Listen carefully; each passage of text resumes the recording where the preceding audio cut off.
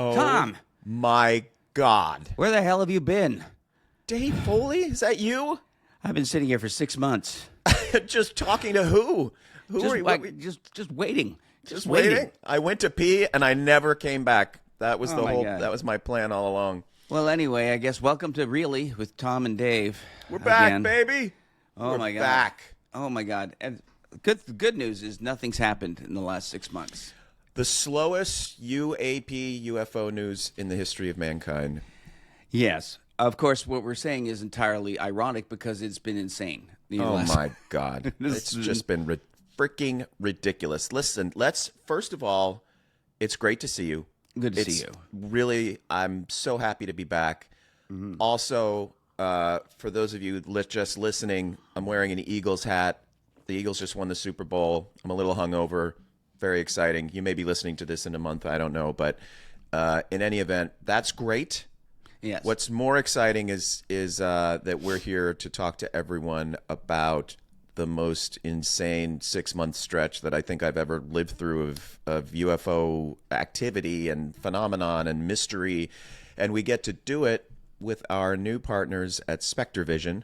Mm-hmm. We were gone for a minute because we were doing sort of all of this switchover, behind the scenes switchover stuff, and still have our friends at Stampede we're involved with, but SpectreVision is our new company. We're very excited. It's going to be so much new cool stuff, some new cool segments we'll be trying out. We're back to give you all the critical UAP information that you need, along with the just insane entertainment that or really you're mostly known for, and that I get to also enjoy. I think it's evening out.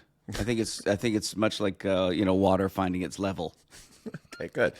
I'm just happy to be in there somewhere. And listen, I want to just get your initial impression.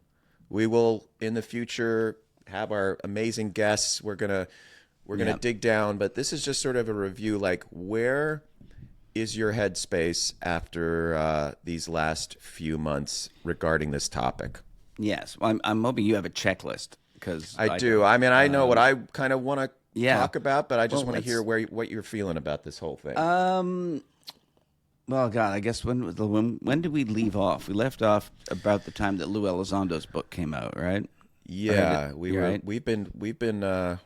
Now, listen, I do want to specify that we have not been dormant on this issue in the short term, and that maybe in the next couple of months there might be some very exciting news that comes from that, but we have not been inactive on the UAP front.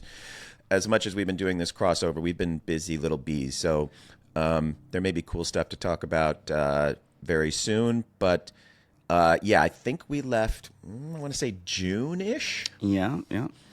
And since then we've had... We had another congressional hearing, which included Lou Elizondo, Admiral Gallaudet, and Michael Schellenberger, and I forget the guy from NASA's name.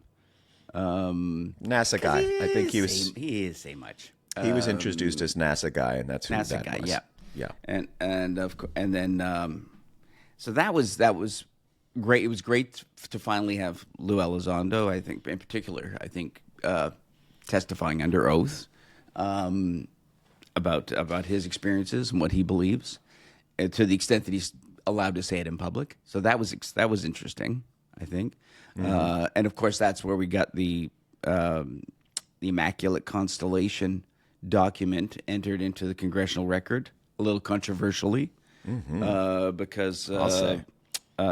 Which was it, Mace, Representative Mace? Yes. Who wrongly attributed the submission to Michael Schellenberger instead of to Jeremy Corbell. That was odd. Yeah, it was very odd. And of course, because Jeremy had not only submitted the document and he was the only person in possession of the document, and he had also brought the whistleblower who wrote the document into several offices, including Representative Mace's office, in the months leading up to the hearing. Yeah, it seemed that she willfully, wrongfully attributed it to Michael Schellenberger, and that may Yeah. have just been an obnoxious oversight, or could have been a sign of something more concerning. Hard to know.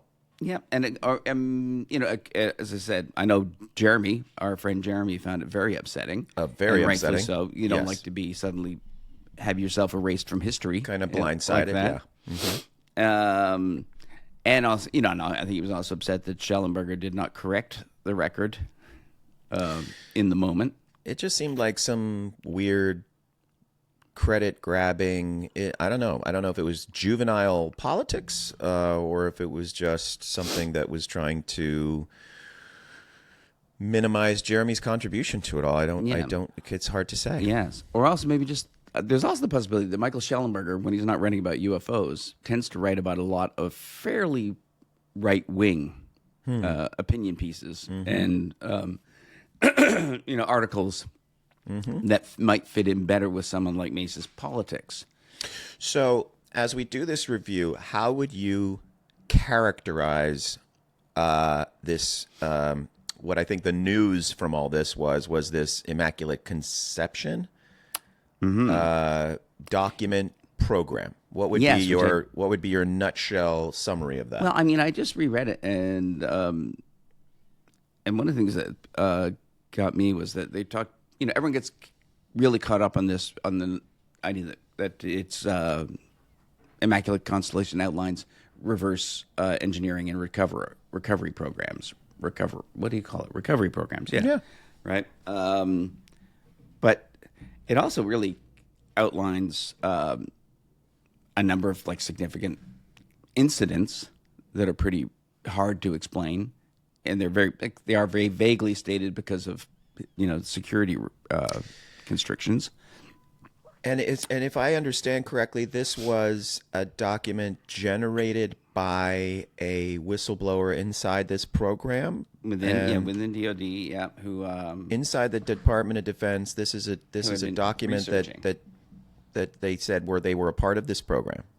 Yes, yeah, he was part of the program, and he also had done quite a bit of research on. Well, I guess he wasn't. I don't know if he was part of the program, but he's part of DoD and came. No, I think he was actually a part of this program, and that it had come to light for him that the program was running illegally, and was cutting, congressional supervision out of it, and that all of this information was being withheld. But I also like that it describes it as apparent USAP. That consolidates observations of UAP and ARV activities. I don't know what ARV is. I don't know. That's Anomalous remote vehicles. There's also what they call a reconstruction vehicle, which I guess is supposed to be a vehicle that we've built based on recovered materials. So it'd be like so he's saying that there are some man-made UAP. Or human-made UAP. Interesting. And that there's, really, really high-definition video of all of this, along with FLIR and infrared and, a number of other systems documenting all this. But it also talks about that the Immaculate Constellation demonstrated the capability to detect, quarantine, and transfer UAP and RFE collection incidents before they are observed and circulated within military intelligence enterprise, partially explaining why many otherwise cleared members of the military and the IC are unaware of UAP activities, which is another big, important question. People always want, how is this kept secret?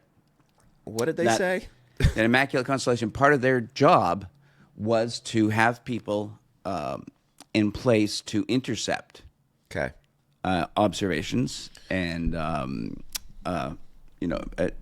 detections by systems, and quarantine it, as they say, like sequester it from the rest of the military. So this person was, in a sense, blowing the whistle on recovery teams as well, that there are recovery teams in place that will get to something before any regular military gets to something somehow. Yes, Which, and even the detection of them will be sequestered. That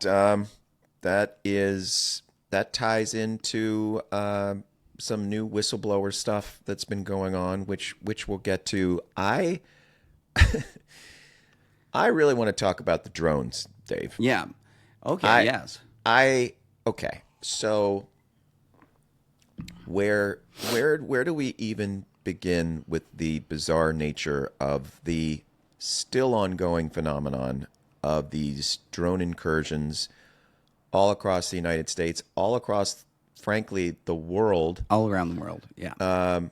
That I don't think since maybe the 1950s and the swarm over D.C., maybe 1947 when we first started to coin the term UFO. I don't think, certainly in my lifetime, I have been witness to, had relatives witness to, or experienced such an overt, dramatic, still unexplained communal UFO episode as the drone experience of what was sort of at its peak during kind of the holiday season, let's say. Yeah. But is still ongoing. And subsequently, the ridiculous sham of an explanation that not just from the Biden, but now the Trump administration, which was like, Trump was like, oh, I'm going to get to the bottom. Oh, I'm going to tell you day one with this. Oh, it's all going to. And they came up with the most absurd, dismissive, wave of the hand, now you see us, now you don't, bullshit explanation of something that was so profoundly weird and mysterious to the local, state, and national officials of these states.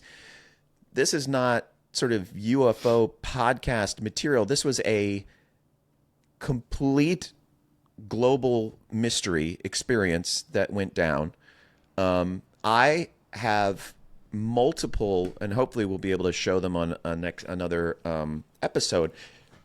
I stopped talking to my family about it, or my kids, because I've got older kids, like they're not little kids, but it was freaking everybody out. This was a freaky, still inexplicable. And what I was about to say is my cousin Robert, Christina's cousin Robert, my cousin Robert lives in Staten Island. He reached out to me saying, "What the fuck is going on? I've got videos of these things. They come over. I'm seeing them every single night. The government wants you to think that some, model builder somewhere was responsible for thousands of sightings all around the world, that this just suddenly just drone making, that people just are keeping SUV-sized drones in there, just suddenly releasing them like lantern balloons at some cherry blossom festival or something." Like, I don't. Yes. Fucking insane. Fucking insane. And I'm glad we have our microphones back to say how fucking insane the drone thing is, and will continue to be until somebody explains what it was. And the explanations of it are entirely in keeping with the tradition of swamp gas. Sorry to bring that up. Sorry to bring this up, Paul Hynek, about your dad. But yeah, it is the fact that after months and months and months of basically the government and the military all admitting they don't really know what's going on, and then coming up with several passes at kind of just saying, at one point, I think the federal government's response was, "It's really nothing. These are all authorized drones. The only thing is people are just seeing them. People just hadn't been looking up at the sky." So apparently, looking at the sky was a new development in humanity at the time of these drones.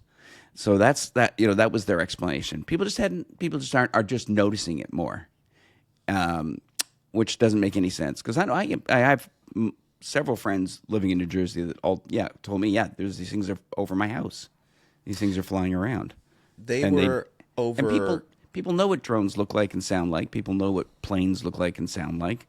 People who live in the flight path of major airports are used to seeing jets coming in and out all the time. But suddenly, these people who have been living in these flight paths, many of them all their lives, suddenly are confused by this. Mm-hmm. Well, you can certainly tell the difference between a jet coming into land at Newark Airport, and you're correct, these people are very, very, very accustomed to objects in the sky. This is not, some sort of like tribe out in the wilderness that's never seen. I mean, we're talking about Staten Island, we're talking about Newark, we're talking about objects the size of an SUV, 100 feet in the sky, which is not very high at all. People are talking about them at the tree line. Yeah. With a sort of lighting signature that if you rewatch Close Encounters of the Third Kind, which I did, the iconography is so stunningly similar, it belies belief that the way these things looked, which are almost airplane designs, almost helicopter lights, clearly something different,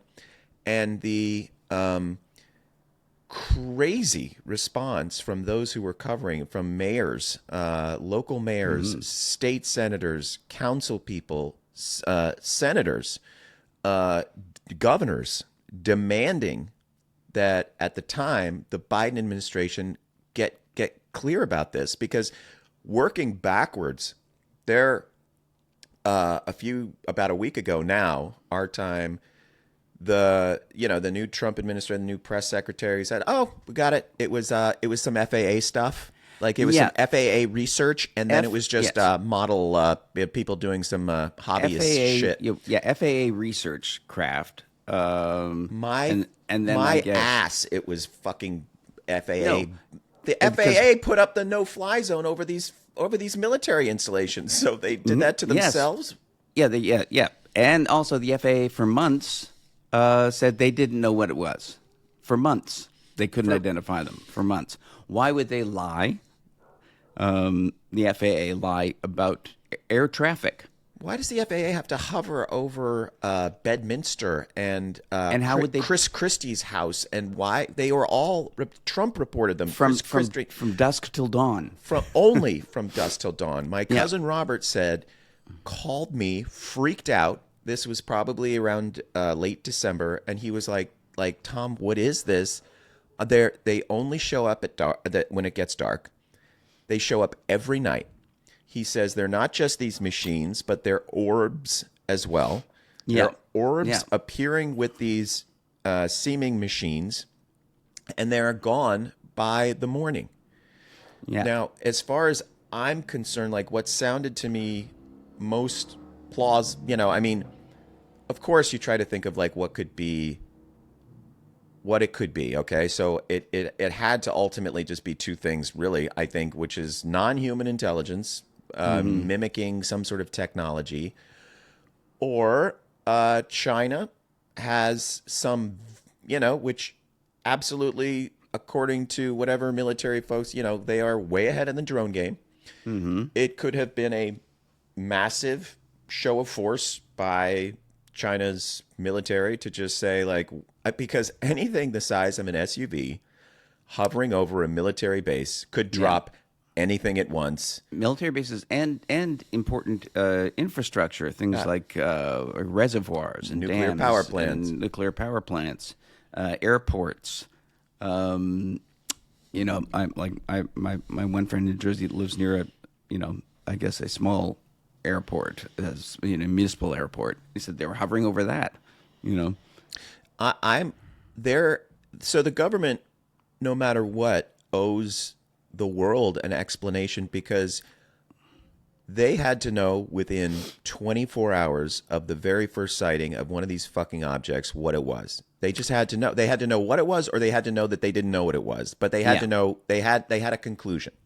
Well, and on top of that, this isn't isolated. You have to go back a little more than a year to what happened at Langley Air Force Base. which is in Virginia, which is the Air Force base where the F-22s are all housed, where the fighter wing that is tasked with defending the capital of the United States is positioned.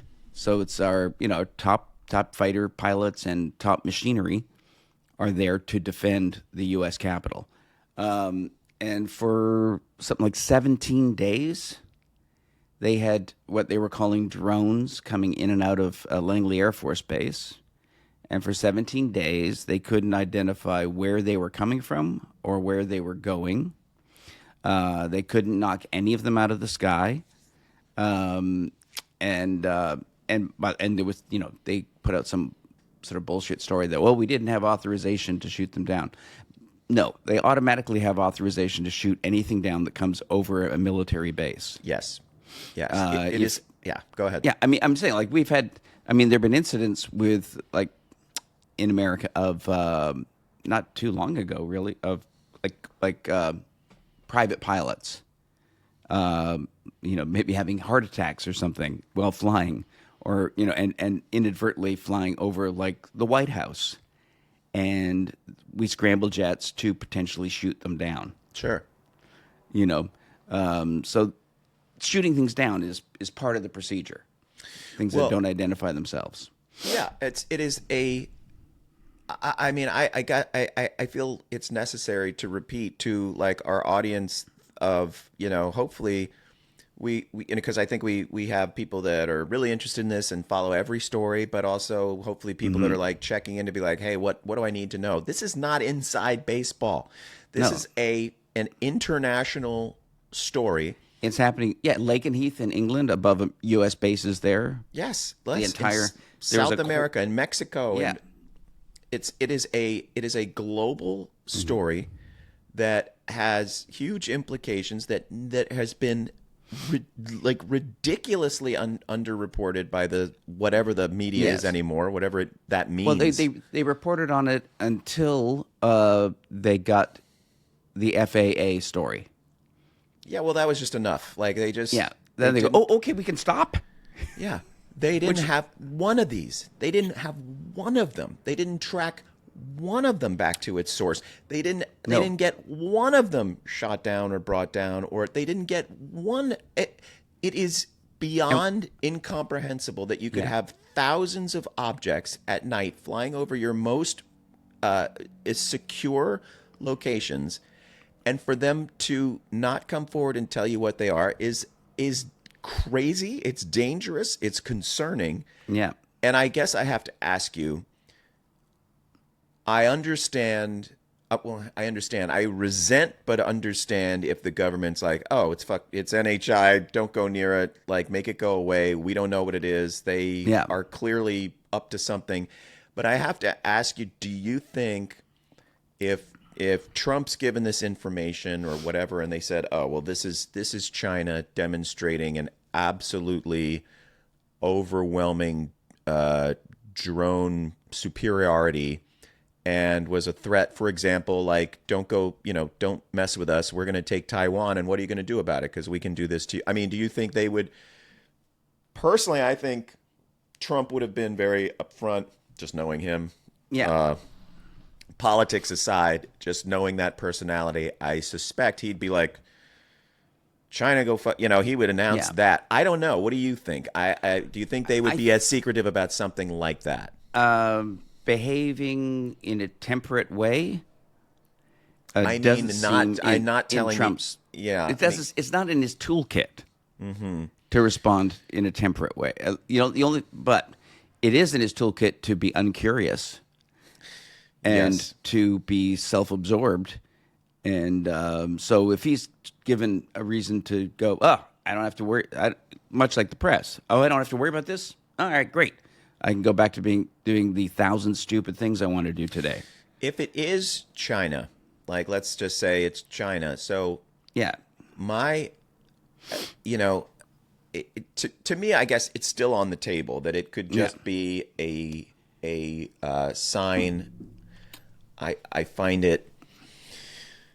I still find it utterly. It goes against normal behavior for foreign aggressor to advertise their capabilities. At that level, Yeah. to outside of like diplomatic circles, like, hey, we have this, okay, we don't, all right, we're going to show you for months and months and months and months.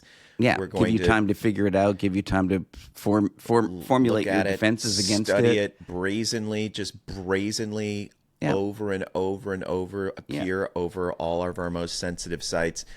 And generally, if you're spying on someone, you don't usually light up your spycraft with lights Yeah, that's true. and fly over civilians to get their attention constantly. And I'm going to say there's probably obviously, as with the entire UFO story, it's always factor in 95% misidentification.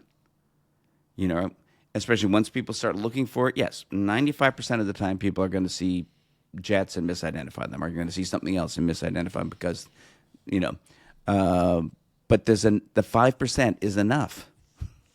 Yeah, And I would and the argue 5% is it's bigger numbers this inexplicable. time around. It's bigger numbers. I think it is. This is But this is beyond the beyond. I get. But I'm sure amateurs did start flooding the sky, trying to get answers themselves once these things started showing up. True. And I'm sure the government also flooded the skies, both trying to get answers and also to try and just throw up enough garbage in the air that they can deny it all. There were dozens of videos of helicopters pursuing these drones, which appeared to evade the basic shutdown technology. Like apparently there's stuff that can just cut the signal that we have with drones that our defense, we couldn't pursue them. They appeared to be transmedium. There was a News Nation reporter who said, I just watched 25 of these things fly off the ocean and come into Jersey at night. Like during the sort of peak moment of what are these things? Like they were saying these things are coming off the ocean. That's where they were coming up with this Iranian mothership stuff, and which was debunked. But there was no ship for them to be coming in from. No. Yeah. And so then it was like, okay, they're coming out of the fucking ocean, not just from the ocean, but out of the ocean, out of the fucking ocean. The hundreds of SUVs coming out of the ocean, And there was one a helicopter. I think it was a police helicopter tried to chase one of these things, and it went dark. Yes. Not only, which you go, okay, so it turned its lights off. No, it didn't just go dark in terms of turning its lights off. It stopped making any noise, and it stopped giving they stopped being able to track it on radar, and on any of their night vision equipment. If anyone thinks we're exaggerating about this and is just sort of gone, because right now the news zone is predictably being flooded with all the politics of the day, but just please go back and review what was going on in terms of just the media accounts and reports of these drones, because Dave's right. These things were exhibiting such bizarre behavior, and we had a swarm. We continued to sort of have this swarm of unknown vehicles in the sky that are. There was a press conference that Trump did with the Republican governors, where you saw Jersey, Utah. You saw multiple Republican governors saying this is a national problem, these drones. They talked at length about it. They said they could not get an answer from the federal government of what these things were across the board. And that's when Trump declared, day one, I'm going to explain exactly what it is. And then and it's so disturbing. It is so disturbing that they swept it under the rug the way they did. They dismissed it in 2 sentences. Yeah. Utterly a completely absurd answer. Yeah. That the press just went, thank you. And you can only swallow with willful ignorance. With total willful ignorance. And just are you going to believe me or your lying eyes of these officials? and we're just supposed to swallow it. And the one thing that I will add is the other person, again, whatever your politics are, you got to agree this person never shuts up. Elon Musk, completely silent on this issue. Yeah. The one thing that you would think this fucking guy would immediately have that 1,000 opinions of, he has an opinion about everything and has to and be neck deep in everything going on, said goose egg zero about the drone incursions around the world. Technology in the skies. What does that tell you? Yeah. Which it goes into the notion that we're at a point where the gatekeepers are in a battle with people who want to be the new gatekeepers. Mm-hmm. That that the Lockheed Martins and Raytheons are in a battle with Silicon Valley, who want this tech for themselves and still want to keep it secret. So that you've got people like Peter Thiel, who notably helped get J.D. Vance positioned as vice president, who has his own beliefs, rather some religious beliefs on the subject, and then you've got people like Elon Musk, who obviously has a stake in space, an interest in that. So that so there's basically a new wave of billionaires and tech people that want to wrestle this away from the aerospace industry and move it into the tech the infotech industry.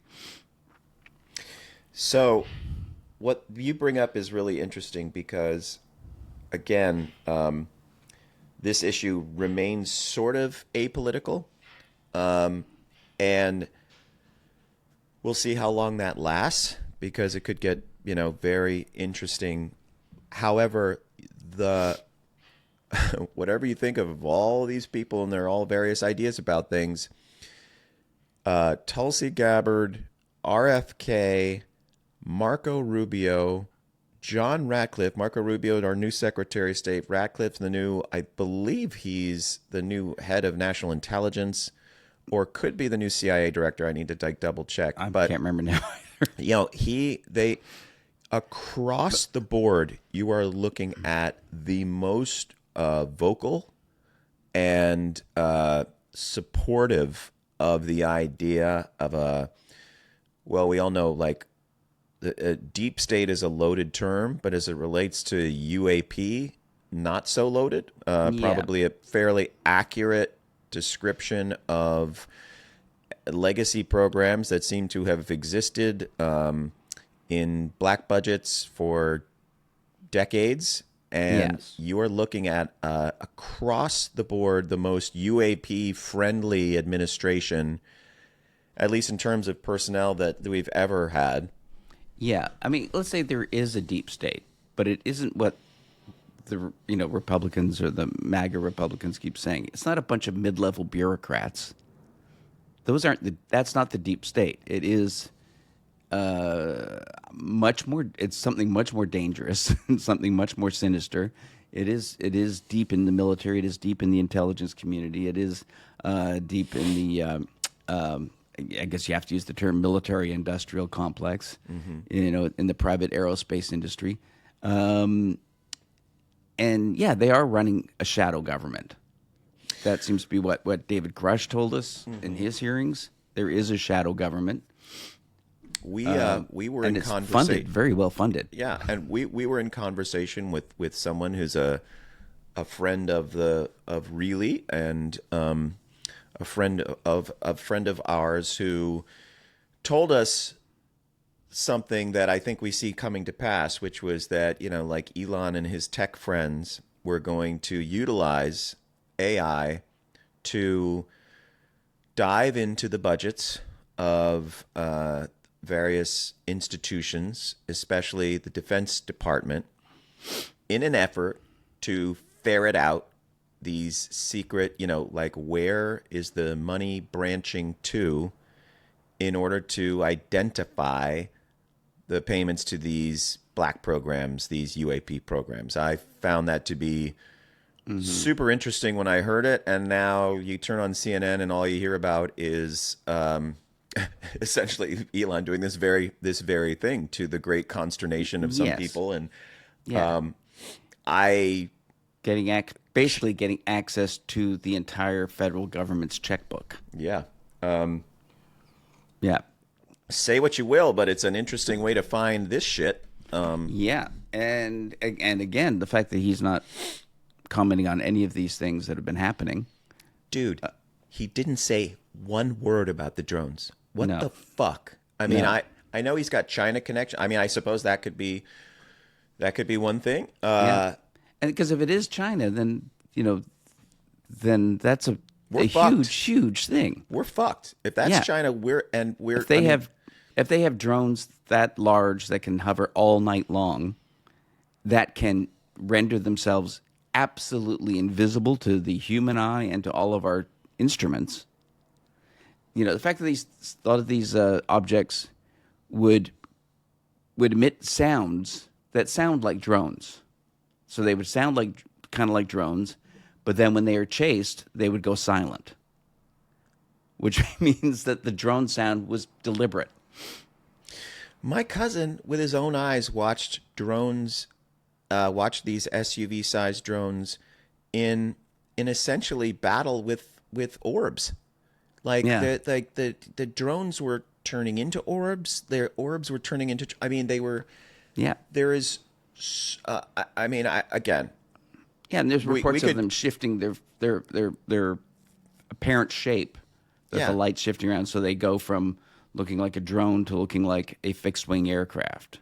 Yeah. And it was enough to really give people massive anxiety. Yeah. Where this thing went from, kind of a novelty and this, it's obviously this persistent, amazing question of like, what is going on and all of these. But this was an in-your-face event going on that remains a total mystery. Not a fucking fragment of explanation that makes any sense. Yeah, is an enduring mystery, and we all just went through it. And like I said, like I had like family getting like really concerned. Like, is this a predicate or is this a beginning of an invasion? I mean, I thought we were like in the movie Signs for a minute. Like, is this like what happens next? No, and this is, and again, you have to go back over a year to the Langley thing. So the government, this wasn't their first encounter with these, drones, which clearly aren't drones, or they aren't drones as we understand them. Mm-hmm. That at the time of Langley, you had, as I said, 17 days of incursions over one of our most important military bases. They couldn't take it in. They have weapons. They have like EMP weapons. They have lots of different weapons that they can use to take these things down. They can disrupt. If they're remotely controlled drones, they can disrupt the radio signal that goes to the controller, which basically would cause these things to just crash. They wouldn't have anyone to steer them. So they have all these weapons. But they weren't able to bring down a single drone. And at the exact same time in history, we had Iran launch, hundreds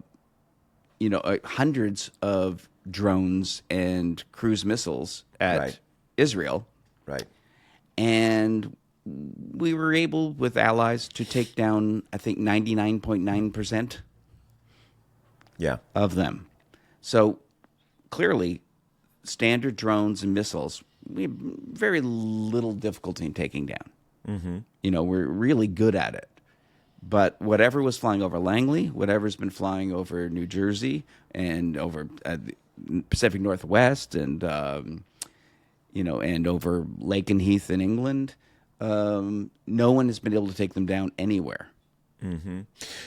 And just so people doesn't don't make any sense. Yeah, and just so people don't think that we just automatically just like it's UFOs, like whatever it is, it's UFOs, it's UFO. I will entertain the idea that this is some sort of terrestrial tech, okay, that it is possible, because I think this happened most recently with Havana syndrome, which was a case of the CIA not wanting to admit that their personnel were suffering from Havana syndrome, and it's a scandal and it's a disgrace that these people were getting so sick. It's very clear they were being attacked with an energy weapon by our adversaries.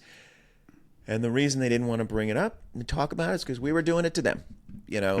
We were just as guilty. We were all firing microwaves at each other and neither side has a defense against it. Yeah, burning up the brains of their personnel, and they started to attack our personnel. So it is not impossible to believe or imagine that, because certainly China wouldn't be reporting it if we were flying advanced tech over their secure installations, that we could be seeing some sort of under the radar back and forth. If you can do it, I can do it. That is not beyond the realm of possibility. And I think it still remains the most viable terrestrial option. However, it doesn't explain the transmedium nature of this technology. It doesn't explain the orb sightings around all this technology. The people that I think are worth listening to, that seem the most credible in this whole conversation, seem to be talking about multiple participants in the sky. That this could be our tech looking at NHI. This could be NHI looking at our tech. This could be competing NHI. Yeah. Well, I know. Yeah. The one thing, because we do a podcast, we've become the guy that our friends call. So when people call me out, I was suddenly, people are all asking me, well, what's going on with these drones? And I said, I don't know. The only thing I can tell you is that what we're being told is not true. That it is clearly not true. It doesn't hold any logical. It doesn't hold water logically. None of it. So all we know at this point is that everything we've been told is untrue. We've had our first indication that the Trump administration, despite the hopes of a lot of people, is not going to be transparent and is not going to be honest. And Donald Trump has given an awful lot of power to this tech guy, who does not have a personal stake in this becoming public information. Mr. First Amendment, Mr. Transparency, Mr. this, Mr. that, like power to the people, you're the media now, individual power, fucking zippity doodah, zero explanation, zero curiosity. Just like, wouldn't he at least say like, hey, what's that stuff in the sky? Yeah. Hey, it remains. I run a satellite company. Maybe I want to know what's going on in the baffling. sky. It's baffling to me that, and I just think it goes to this, our collective brains.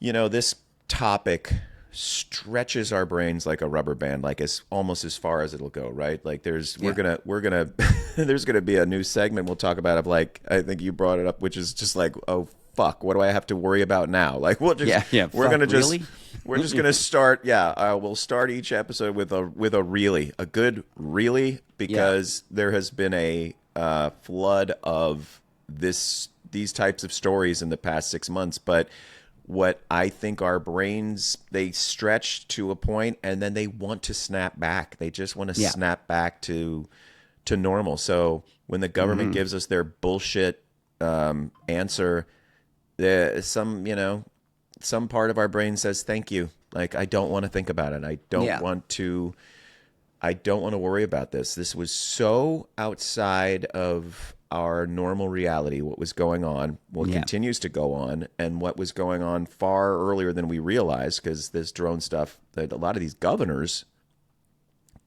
people, like governors, official, mayors, police, official chiefs, people, sheriff's offices, police everywhere, sheriffs, yes, we're saying, like, this is going on, we're tracking them, we're trying to figure it out. The FBI was involved, and you're just going to tell me this is just some FAA research? Fuck you. Yeah, Fuck the FBI, you. the FBI wouldn't figure that out immediately. Yeah, like they put the FBI on it. Yeah. It remains the most incredible mystery of last year. It is still a mystery, and the people in power at the very top of the food chain are not sharing this information, or certainly were not sharing this information with. And you could see this buildup of frustration. It was completely outside of the normal. Yeah, and again, talk about the FBI. That also brings up the new sort of revelation that came from Ryan Graves, that there is an FBI office for studying UAP. Yes. That was set up after the 2017 New York Times article came out when Lou Elizondo blew the whistle on OSAP and ATIP. That the FBI set up an office to study UFOs and gather information, and that now that office is they're worried that the agents doing that work are going to get fired as a part of Musk's, trimming of the federal force. Or going to get the trimming going of to get the the FBI. J6 folks. Yeah. Yeah, they're worried that they're all going to get fired because a lot of them were also involved with the January 6th investigations and prosecutions. So we know that since 2017 there has been an FBI office that has been investigating UAP and UFOs. I remember reading that Jay Stratton, who had been involved in this, topic under the radar for another 15 years or so, like had been Skinwalker Ranch and whatever. I was curious, maybe this had been his effort, because he had apparently, I'm not going to get into the acronyms, at some point there was a group the last 10 years or so that was put together, and he was stitching together a real kind of communication system between the Navy and ONI and FBI and CIA, like, so everybody could talk to each other. Sort of what had gone down post 9/11 in terms of agencies talking to each other, and that this was going to be UAP related, and that he was making a lot of progress until Congress formed Arrow, which basically swept all of Jay Stratton's work away. Yeah, well, it was because he set quite up conveniently. Because I guess Jay Stratton, was he involved with NIDS, the National? He seemed to be out and of. He was definitely involved with OSAP. Yeah. I think he was the guy. Well, I mean, he was the guy that brought in Lou Elizondo, and according to Lou's book, which is a good read, Imminent, I believe it's called. Yeah. And Lou, we're still out to find you. We're gonna find you and get you on the show. Which we hope will happen. Like I think George Knapp and Jeremy did a great outline, basically a through line of Jay Stratton's involvement, which is like, he basically set up OSAP and ran it for Lukatsky. He was like, the guy, sort of the guy in charge of like setting up how it gets administered, I guess. Mm-hmm. And from there, he went on to, he also kind of helped out with ATIP when OSAP kind of went dark. And then he was the guy who set up the UAP task force for Congress, which was going to be the congressionally run investigative arm, which of course was where he tasked David Grush with investigating, undisclosed programs for UAP information, to try and find out who was doing what. So Stratton was involved with that. And you're right. Then it was the Pentagon said, slow down, Congress. you don't need to do this. We've got this. We know what Yeah. we're doing. We'll run this and convince Congress to scrap the UAP task force. Yeah, guys, we'll investigate ourselves. Yeah. It's going to be fine. Like, Yeah, let's us look into it. Yeah, they started what they first called, was it AIMSOG? You know. Yeah. Which What's they- a name that can really turn people away in droves? Like, how do we completely dispel curiosity altogether? Let's call it AMSWOG. Yeah, and then that morphed into Arrow, but again, all completely under Pentagon control, under control of the ODNI, I guess. Yeah. Further muddying the waters. Yeah, basically, as Elizondo pointed out, as it was happening, he said they're giving the investigation to the people that need to be investigated. Yes. These are the gatekeepers. Foxes are being given the investigative power over the fox in the hen house. Yeah. For the normie out there in the the sort of UFO curious, not up to their eyeballs in all of the back and forth and inside baseball, it always appears to me that there's like our normal cultural conversation, the media and social media, and like what people. Then there's this sort of this layer of somewhat transparent UAP conversation in the government that seems to be the Strattons and the this, and then whistleblowers sort of pop up in this layer, and then there's the layer where it appears that like the actual shit is going on. I mean, what remains somewhat confusing to me, and I'm sure confusing to listeners and whatever, is that there's this seeming like layer of Arrow, and NASA's looking into UAP, and the FBI's looking at UAP, as you said. Like, there's this kind of like, yeah, we're gonna go see what that's about. Like, hey, we're looking at videos, and boy, if you got a story, come to us. There's this layer of transparency and congressional effort and military, and yet they themselves appear to be absolutely in the dark about this next layer, this bottom, like where everything has drifted down to, where supposedly there are craft and there are these biologics programs, and there's recovery teams that are very threatening that work for the Department of like reconciling that relationship. The top layer, very little breaks through the national media, very little breaks. You've got to really commit yourself to find out what's going on, who to listen to, because we know there's like so much fucking noise, and who do I trust, and then there's efforts to disparage or debunk people that are legit. There's people that appear legit that aren't legit.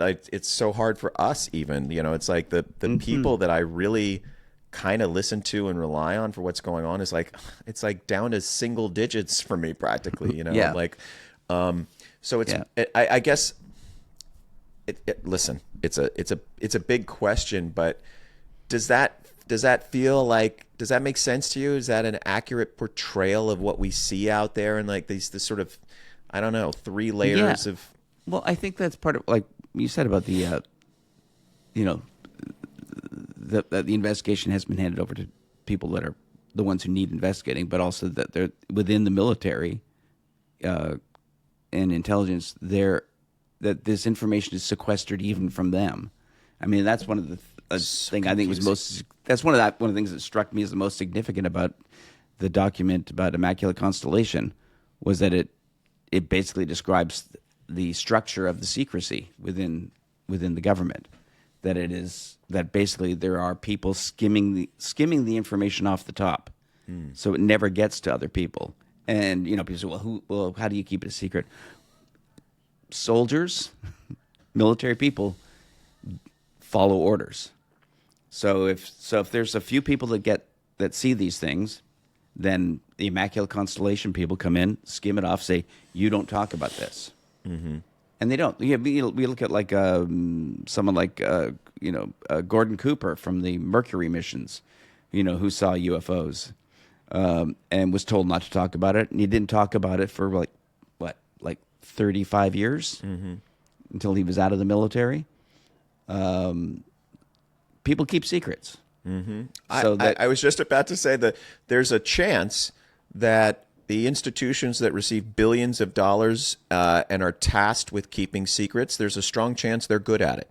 Yeah, There's a strong chance really they actually good at it. know how to keep secrets, how to confuse, And how people to say, "Oh, well, distract.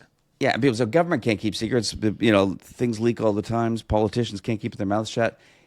Yeah, that's why it's been kept secret from them.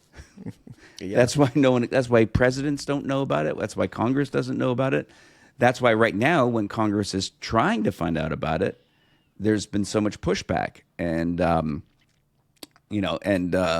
it's kind of that concern that behind the scenes that it's even the investigation by Congress is getting subverted. I'm going to attempt a metaphor here. There's these crazy deep sea fish, these anglerfish, these crazy looking creatures, right? That sometimes the atmosphere changes and the weather and climate change, and they create these conditions that make these deep sea monsters rise up. There was a thing in Santa Barbara where these crazy deep sea squid came to the surface, and I think the climate in the UAP conversation is changing so much, and the winds and the atmosphere are beginning to dredge that third layer that I was just talking about, because you are seeing the evidence of a topic that can no longer be contained. We are seeing whistleblowers that because in our next conversation, I would love to talk about Jake Barber, this Air Force veteran who came forward with the most. I mean, he covers a lot of ground, and especially if you listen to or watch the unedited interview with Ross Coulthart, which is it's 2.5 hours, I think. It is much more clear than the News Nation special that was broadcast. Yeah, that was an absolute slobber knocker of a special that I think it tried to do a lot in an hour, and I think may have done itself a disservice because it's a very complex story. However, a lot of some very credible people vouch for this Jake Barber. And his story is astonishing. So we're going to be talking about him. I would love to talk about the telepathy tapes. Yes. Yeah. Which are adjacent to the UAP issue, but I don't think that adjacent. I think it's another. There's crossover because definitely, the story is that part of the UAP phenomenon, and which I've had a little experience with, is dealing with consciousness and interacting with consciousness, and the notion that whoever these beings are that are piloting these things communicate telepathically. And we're now starting to talk about things like psionic assets. Yes. Which may be a topic for a psionic assets. So basically we're psychic agents. Psychic agents in the UAP sphere. That's where we're at. Who are interacting and maybe not summoning, but inviting craft psychically. It's just there's a lot going on. Crazy. And then on top of that, you also have what's happening in AI, which I think is also related. You've got Jeffrey Hinton, who is considered like one of the godfather of modern AI, coming out and saying that he's now terrified of AI. Oh dear! And he thinks it's really dangerous, and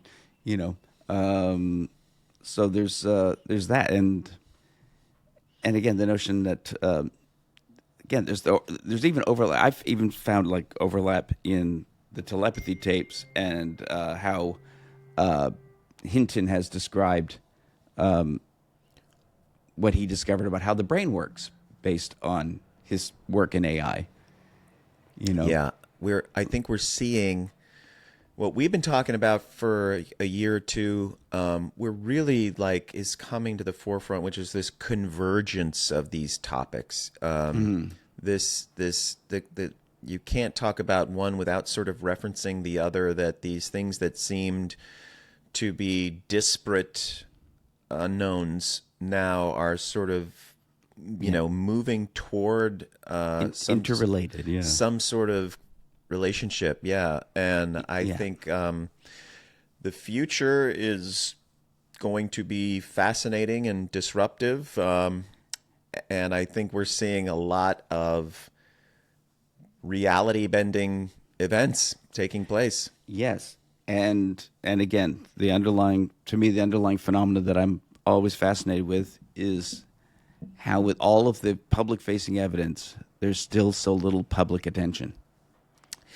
Well, we're going to try to change that. We're going to keep. Yeah. We're going to bang this drum. There's so many unanswered questions, and it was just absolute. It was hilarious, honestly. What this was all going on. I mean, just like we weren't on the air, and was like, I just, we would talk about it sometime. It was. It was. We're really. I'm thrilled to be back.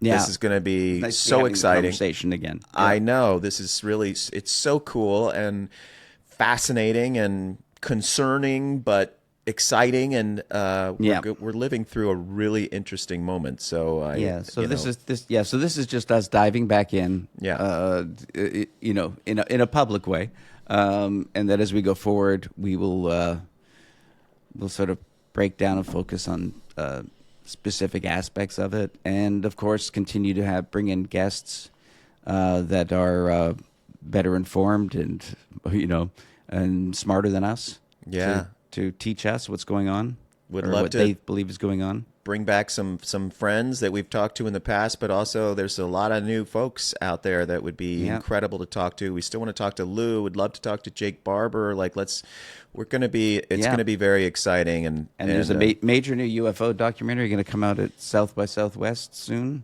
That's right. That people are saying is pretty extraordinary. We're going to be all over that. Yeah. So we're thrilled to be with our new partners at SpectreVision. It's great to see you, pal, and chat about this. And, we'll be back next week and keep this conversation going. Yep. All right. And I guess we'll do the usual like and subscribe and follow us on various platforms and click all the various buttons. Do all that, Click all the buttons. Yes. Click every button. Yeah. Yeah. Pull fire alarms in your building. That might help us. Set off your fire alarms. Yeah. Good advice. Good advice. All right. Okay, buddy. All right. See you next time. Okay. See you, Tom.